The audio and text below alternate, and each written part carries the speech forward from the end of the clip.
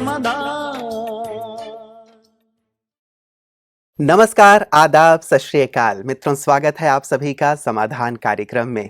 कल हम चर्चा कर रहे थे कि खुशी कैसे हमेशा कायम रह सकती है और उसके सरल उपाय क्या हो सकते हैं। ए एटीट्यूड और बी बैलेंस पे बहुत सुंदर हमारी चर्चा चल रही थी।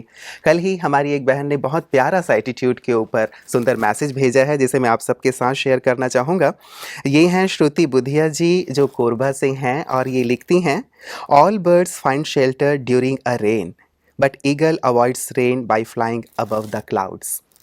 Problem are common but attitude makes a difference. सचमुच कितनी सुंदर बात है। यदि एटीट्यूड अलग है तो सिचुएशन भले ही दोनों के लिए एक जैसे हैं लेकिन दोनों का रिएक्शन उसके लिए अलग अलग है। एक का समाधान कारक हो सकता है और एक का समस्या कारक हो सकता है। तो वास्तव में एटीट्यूड बहुत ज़्यादा हमारे जीवन में प्रभाव डालते हैं, जिस पे कल बहुत गहराई से हम लोगों ने चर्चा की थी। और बैलेंस की चर्चा हो रही थी। भ्राता जी हमें कह रहे थे कि हर प्रकार का बैलेंस जीवन में बहुत आवश्यक है और कहा जाता है कि जहाँ बैलेंस है वहीं हमें ब्लेसिंग प्राप्त होती हैं। तो आइए आज पुनः हम बी को आगे बढ़ाते हैं और भ्राता जी का आज की इस कड़ी में स्वागत करते हैं। भ्राता जी आपका बहुत बहुत स्वागत है। थैंक्स। भ्राता जी, बैलेंस की कल हम चर्चा कर रहे थे कि बैलेंस बहुत सुंदर हो। इस चर्चा को आज हम पुनः आगे बढ़ाना चाहेंगे आपके साथ। एटीट्यूड्स अगर सॉफ्ट एंड स्वीट हों जी। तो जीवन जीने का आनंद ही कुछ और हो जाता है। बैलेंस तो एक बहुत अच्छी चीज़ है। पहले भारत में तो बहुत ज़्यादा नट लोग खेल दिखाया करते थे। एक रस्सी, हमने भी देखे, रस्सी बांधी है, दो पिलर चारों ओर गाड़ के और वो हाथ में डंडा लेके उस रस्सी पे चल रहा है। बिल्कुल, हमने बिल्कुल। प्रैक्टिस की, लगता तो था चल तो सकते हैं। बैलेंस, वो जो हाथ का डंडा था उससे वो बैलेंस कर लेते थे बॉडी के वेट का। जी जी। तो वास्तव में बैलेंस चमत्कारिक स्वरूप दिखाता है कहीं कहीं, लेकिन है तो चमत्कार और कुछ नहीं, केवल संतुलन का चमत्कार होता है। तो हम भी अपने व्यवहार में, वाणी में, अपने अधिकारों में सुंदर संतुलन अवश्य लाएं। यहाँ से जाने के बाद कल मैं एक व्यक्ति को और देख रहा था जो किसी बड़े पद पर है, बड़े अकड़ में रहता है, बस मेरी आज्ञा के बिना पत्ता नहीं हिलना चाहिए, और वैसे बड़ा स्वीट है बाहर से।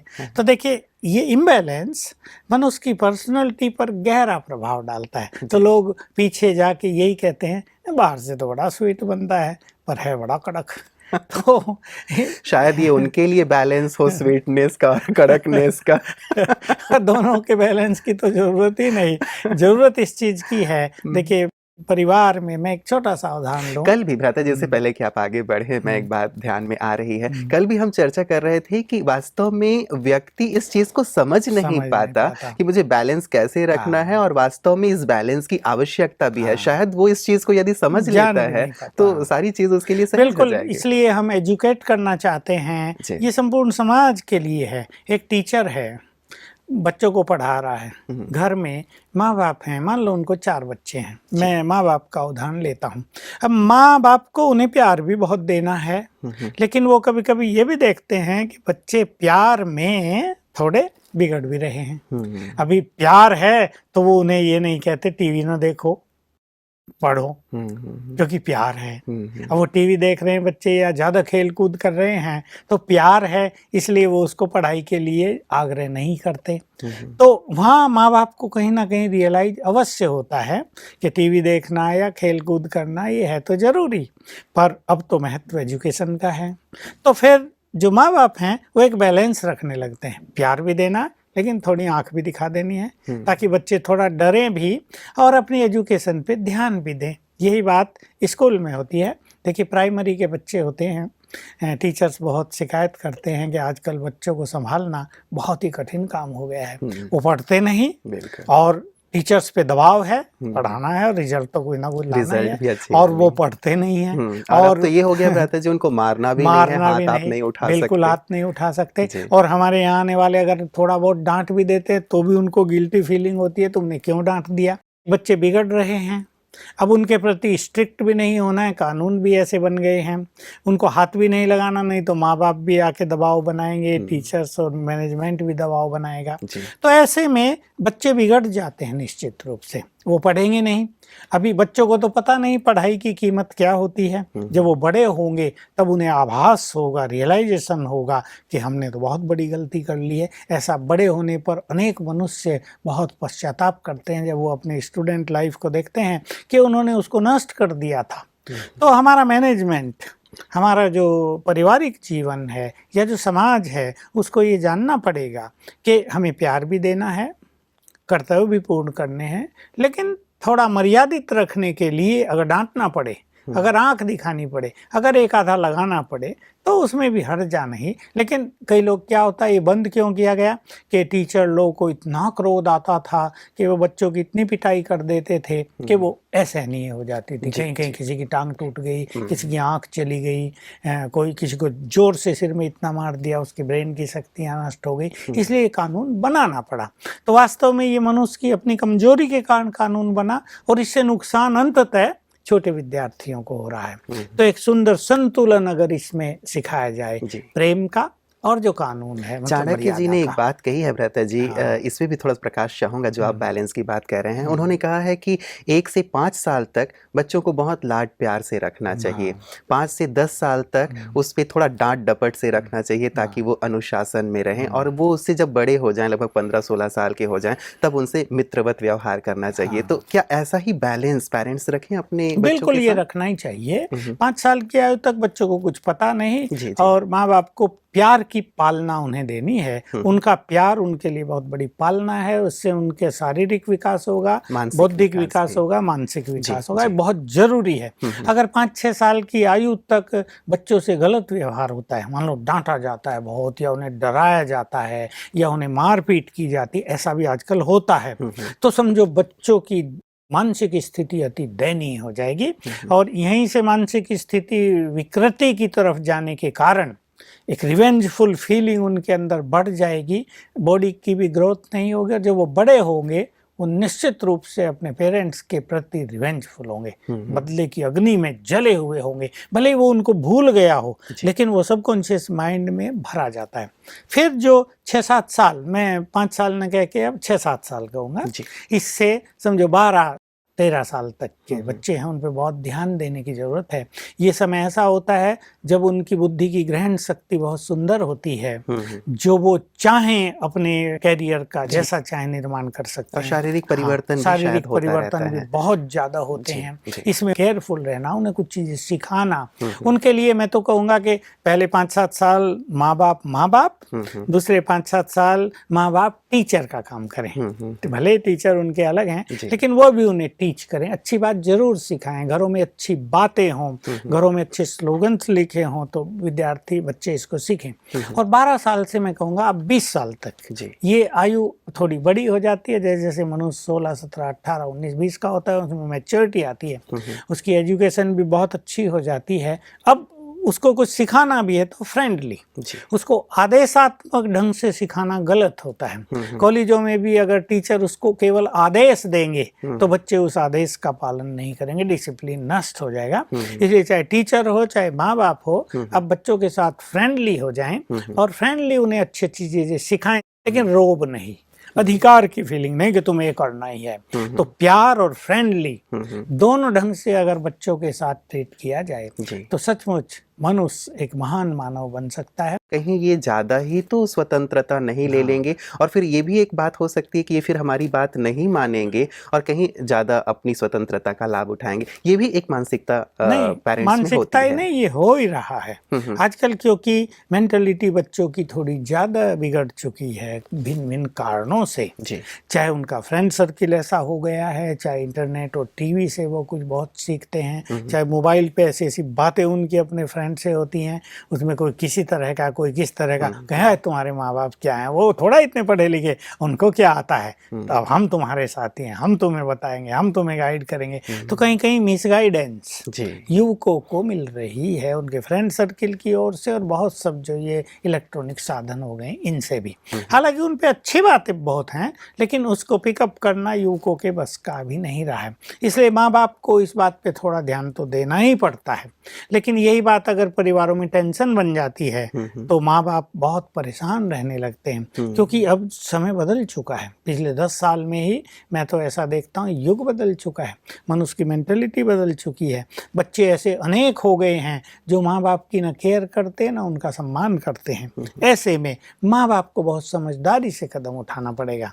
अगर वो उनको आदेश देंगे तो बच्चे कहीं कहीं रिवर्स होके उल्टा जवाब भी दे सकते हैं, कहीं कहीं अपमान भी करना शुरू और ये एक बड़ी समस्या बनती जा रही है। जी, अभी कुछ दिन पहले ही मैंने एक न्यूज़पेपर में पढ़ा, तो उसमें बॉम्बे की ये खबर थी कि पेरेंट्स ने अपने ऐसे ही एक यंग बच्चे पे, जो शायद 11th या 12th में थी, उसे फेसबुक यूज़ करने नहीं दिया। दबाव डाला कि तुम बहुत ज़्यादा लगी रहती हो, फेसबुक यूज़ करती हो, या जो भी ये सोशल नेटवर्किंग साइट्स हैं इसी में बहुत ज़्यादा लगी रहती हो, पढ़ाई पर ध्यान नहीं देती। तो उन्होंने उसका ये बंद कर दिया। तो उसने एक सुसाइड नोट लिखा कि मेरे पेरेंट्स ने चूंकि मुझे फेसबुक पे मतलब ज़्यादा जाने नहीं दिया, मुझे यूज़ करने नहीं दिया, इसलिए मैं सुसाइड कर रही हूँ। तो एक बहुत बड़ी बात हो जाती है। निश्चित रूप से माँ बाप को पुलिस को फेस करना पड़ा होगा, और कहीं कहीं कन्विंस करना सहज नहीं होता है।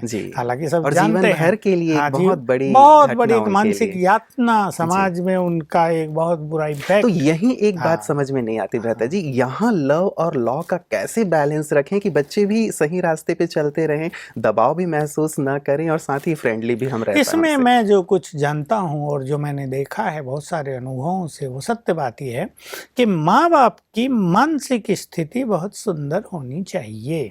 अगर माँ बाप के पास मन की शक्तियाँ हैं, जिसे हम स्पिरिचुअल पावर कहते हैं, अगर उनके विचारों में थोड़ी प्योरिटी है, अगर उनके विचारों में, व्यवहार में थोड़ी सौम्यता है, इसको हम स्पिरिचुअलिटी कहते हैं, तो पहले से ही बच्चे उनके बहुत गहरे प्रभाव में रहते हैं।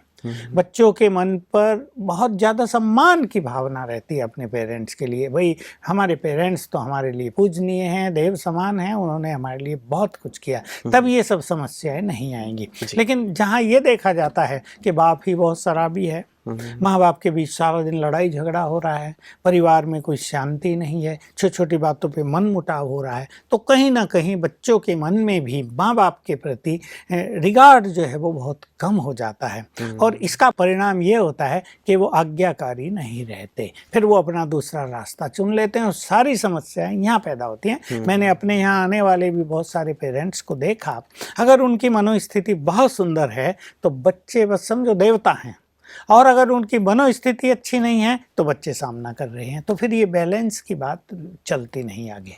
मतलब पेरेंट्स के ऊपर ये बात आ जाती है कि अपनी मनोस्थिति, जैसे आपने कहा, कि बहुत श्रेष्ठ बना लें, और साथ ही साथ ये उन्हें सिखाएगा कि कैसे वो एक बैलेंस क्रिएट कर सकते हैं अपने बच्चों के बीच। तो भ्राता जी, ये जो एक मनोस्थिति की बात आप कर रहे हैं, चलिए विषय तो सचमुच बहुत गहरा है, लेकिन संक्षेप में यदि सभी अपनी मनोस्थिति को बहुत अच्छा बनाना चाहते हैं, ऊंचा रखना चाहते हैं, बच्चों के आगे एक आदर्श प्रस्तुत करना चाहते हैं, क्या करना चाहिए उन्हें? देखिए, स्पिरिचुअलिटी तो मात्र इसका एक साधन है ही, पर नॉर्मल रूप से परिवारों में उन्हें कुछ डिसिप्लिन आपस में बनाने ही चाहिए। जैसे थोड़ी सी प्योरिटी मेंटेन करना, विषय वासनाओं के पीछे ज़्यादा भागते नहीं रहना, क्योंकि आजकल छोटे बच्चे भी सब कुछ जानते हैं और वो बहुत बुद्धिमान हो गए हैं इन सब चीज़ों में।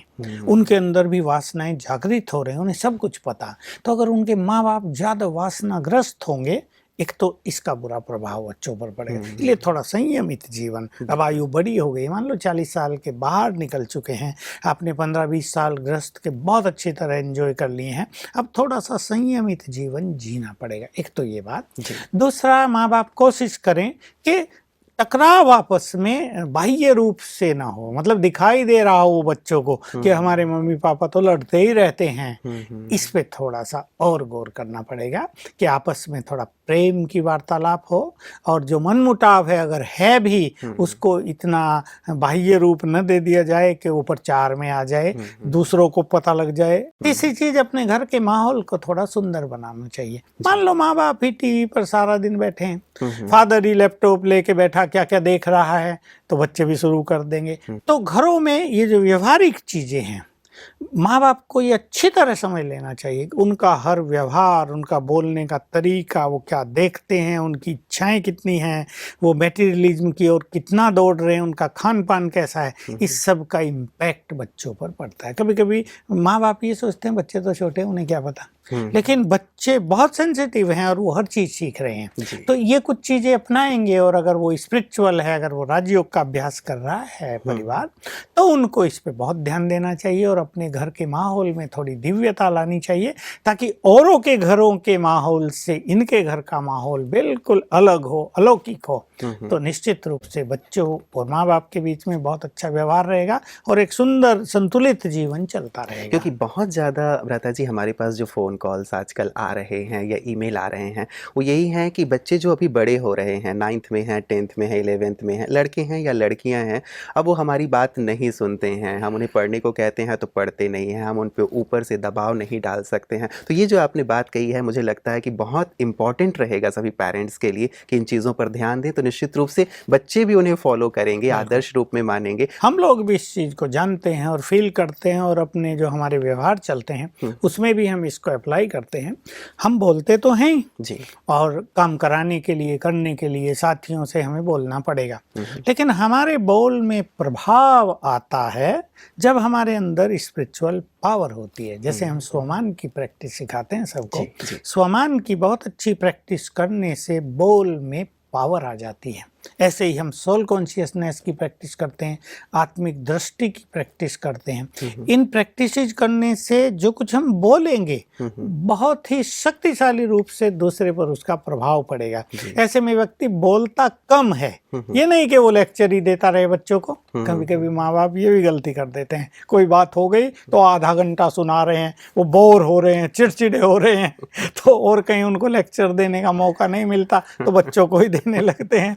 तो इसकी जरूरत नहीं है। हम अपने बोल में प्रभाव को बढ़ाएं थ्रू स्पिरिचुअल प्रैक्टिसेस, थ्रू स्वमान, तो ये समस्या सदा के लिए समाप्त हो जाएगी। फिर भी कभी कभी ऐसा होता है कि 100 में से 10 लोग आपकी नहीं मान रहे हैं, तो आप उसके लिए बहुत ज़्यादा माइंड नहीं करेंगे, अपने मानसिक संतुलन को बिगाड़ेंगे नहीं। कल भ्राता जी आप जो कह रहे थे अभी, जब आपने कहा कि हम कुछ स्पिरिचुअल प्रैक्टिस करें, तो कल एक चर्चा आप कर रहे थे, बहुत सुंदर लग रही थी वो बात मुझे, कि हम अपनी आत्मिक स्थिति में जब रहते हैं, हमारे बहुत सारे जो नए दर्शक हमसे जुड़े हुए हैं वो जानना ज़रूर चाहेंगे कि आत्मिक स्थिति या स्वमान की स्थिति क्या है। मैं जानता हूँ कि ये बहुत विस्तृत विषय हैं, फिर भी संक्षेप में ज़रूर थोड़ा स्पष्ट करें कि कैसे इन दोनों स्थितियों का अभ्यास करें, ताकि एक मानसिक स्थिति की जो हमारी बात चल रही है वो सुदृढ़ हो सके। देखिए, हमारे धर्म में और इंडियन फिलोसॉफी में तो प्रारंभ से ही वेदों के ज्ञान से, उपनिषद, दर्शन, जी, पहले से ये मनुष्य को अवेयरनेस दी गई थी, तुम ये शरीर नहीं हो, तुम आत्मा हो। लेकिन बात ये हुई कि प्रैक्टिकल जीवन में लाया नहीं गया, और जिनको प्रैक्टिकल जीवन में लाना था उनके लिए विधान था, वो संन्यास करें, जंगल में जाएं, गुफाओं में रहें, साधना करें, तपस्या करें, तो ये चीज़ जीवन में आ जाएगी। लेकिन यही चीज़ एक आम व्यक्ति के लिए भी है, और परिवार में रहते हुए, कार्य व्यवहार करते हुए भी इसका अभ्यास किया जा सकता है। ये अवेयरनेस किसी ने आज तक नहीं दी। इसीलिए शायद विभक्त हो गया कि धर्म शायद इनके लिए है, और गृहस्थियों के लिए जो धर्म है वो गृहस्थ धर्म अलग है, अलग हो गया। तो इससे नुकसान बहुत हो गया, क्योंकि हैं तो हम सब आत्माएं, कोई माने या ना माने, कोई तर्क दे या कुछ भी करे, कुतर्क करे, हम सब आत्माएं हैं। और आत्मा में ये 7 मूल क्वालिटीज होती हैं। आत्मा ज्ञान स्वरूप, प्रेम स्वरूप, सुख स्वरूप, शांत स्वरूप, शक्ति स्वरूप, पवित्र स्वरूप और आनंद स्वरूप है। अभी जब हमें आत्मा की अवेयरनेस नहीं रही, जब मनुष्य ने सोल कॉन्शियसनेस का अभ्यास नहीं किया, तो क्या हुआ, इन 7 क्वालिटीज में गिरावट आती गई। ज्ञान उसका समाप्त होता गया, शांति समाप्त होती गई, प्रेम, सुख, शक्तियाँ सब समाप्त होती गई। अभी इसके जिम्मेदार यही बातें हैं कि विद्वता के लेवल पे लोग शास्त्रार्थ करते रहे, डिबेट करते रहे, आत्मा ये है वो है, ये नहीं वो नहीं, लेकिन आत्म अभिमानी होने की साधना लोगों को नहीं सिखाई। अब जब भगवान इस धरा पर आए, उसने सत्य ज्ञान दिया, और आत्मा के ज्ञान की ज्यादा लंबी चौड़ी बात नहीं थी। तुम आत्माएं हो, ज्योति हो, यहाँ हो, तुम ये शरीर नहीं हो। छोटी सी बात, 15 मिनट में सारा ही आत्मा का ज्ञान पूरा कर दिया, जिसके लिए दर्शन लिखे गए हैं, उपनिषद भरे पड़े हैं, तुम ये नहीं वो नहीं, और फिर कहा अब इसकी प्रैक्टिस करो। तो जिन्होंने सोल कॉन्शियस होने की प्रैक्टिस प्रारंभ की, मैं आत्मा हूँ, ये देह अलग है, मैं आत्मा यहाँ हूँ, मैं मालिक हूँ, इस देह का संचालन करने वाली मैं आत्मा हूँ, और मेरी ये 7 क्वालिटीज हैं। जिन्होंने ये एक एक क्वालिटी को स्वीकार किया, अब मैं केवल एक ही लूँगा, बाकी चीज़ें हम बाद में चर्चा करेंगे। मैं आत्मा सुख स्वरूप हूँ, इसे हमें स्वीकार करना है कि सुख मेरा मूल स्वरूप है, मैं बहुत सुखी हूँ, आत्मा की नेचर ही सुख है, तो मुझे दुख आ ही नहीं सकता। अपने को एक्सेप्ट करें, मेरा स्वरूप तो सुख में है, दुख में मेरा स्वरूप है ही नहीं। कुछ भी बात हो जाए, कोई घटना दुर्घटना हो जाए, मैं आत्मा दुखी हो ही नहीं सकती, मैं तो सुख स्वरूप हूँ। तो सुख की जो डिग्री है वो बढ़ने लगेगी, दुख की डिग्री कम होने लगेगी। इस तरह सोल कॉन्शियसनेस का अभ्यास करने से ये सारी क्वालिटी हमारे जीवन में बढ़ने लगती हैं। इसी से सुंदर बैलेंस भी आता है, तो इसको जीवन में अपनाना ही होगा। जब भी भ्राता जी आप चर्चा करते हैं राजयोग की, तो बहुत गहरी अनुभूति होती है, और मुझे लगता है कि मेरे साथ साथ हमारे जो तमाम दर्शक हैं उन्हें भी ऐसी ही अनुभूति अवश्य होती होगी। इसीलिए निश्चित रूप से इसकी गहराई से हम लोग अनुभूति करेंगे। और लगता है कि ये जो 7 गुण आपने बताए जीवन के मूल गुण हैं, और यदि हम ऐसे अभ्यास करें जैसे आपने अभी कराया, निश्चित रूप से सारा जीवन ही गुणों से संपन्न हो जाएगा। भ्राता जी, स्वमान पे भी मैं थोड़ा सा चाहूँगा, आप बार बार स्वमान की भी चर्चा करते हैं, स्वमान वास्तव में क्या है और कैसे इसकी प्रैक्टिस करें, संक्षेप में। देखिए, हम भगवान के बच्चे हैं। आत्मा और परमात्मा का रिलेशनशिप ही ये है कि वो हमारा परमपिता है। सभी जगह ये बात एक मत से स्वीकार की जाती है। भले कुछ लोग उसको अपना मालिक कहते हैं, या क्रिश्चियंस में उसको गॉड फादर कहा गया, तो लैंग्वेज की बात है, उससे हम जुड़े हुए हैं, वो हमारा परमपिता है। तो जिनका पिता ही शांति का सागर हो, वो आत्माएं अशांत नहीं, वो भी शांति का स्वरूप हैं।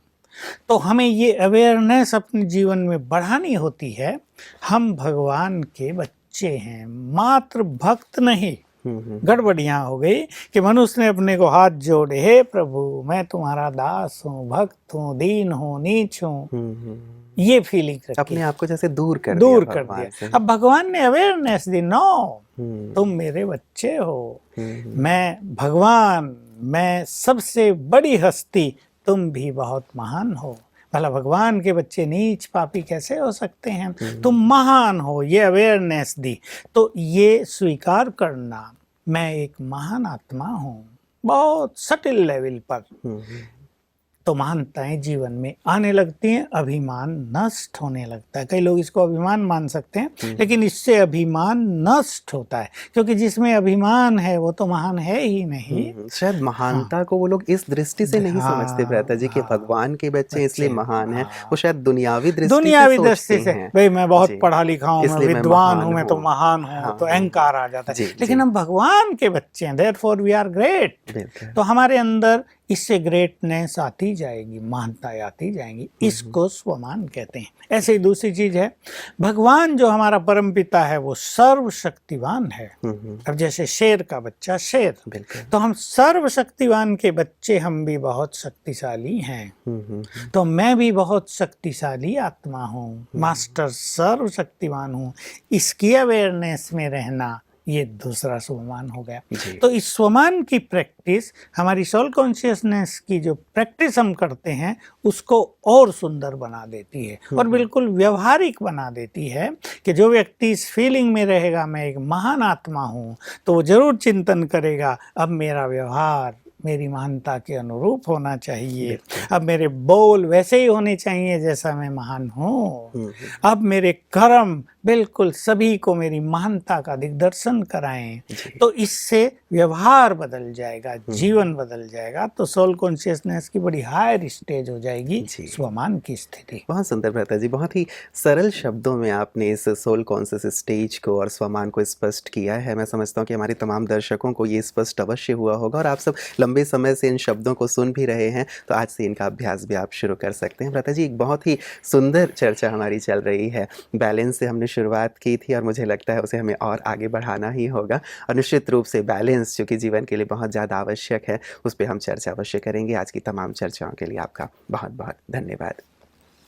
मित्रों, मुझे एक प्रसंग याद आ रहा है, जब भ्राता जी चर्चा कर रहे थे कि शेर का बच्चा शेर के जैसा होता है, जब वो स्वमान की बात कर रहे थे तो एक शेर का बच्चा बचपन में गुम हो गया और वो भेड़ों के झुंड में जा मिला। अब जब भेड़ों के साथ रहने लगा वो, तो उसकी आवाज़, उसका व्यवहार सब कुछ वैसा ही हो गया।